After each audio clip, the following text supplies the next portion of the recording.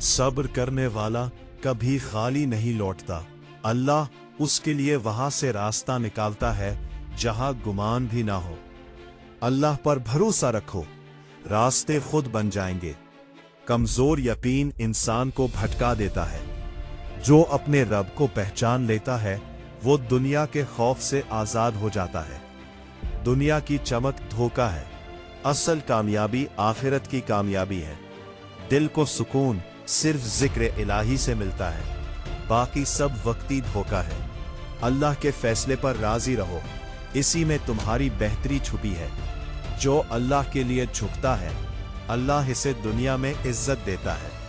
गुनाहों से बचना ही असल कामयाबी है। नेकी का रास्ता हमेशा रोशनी देता है।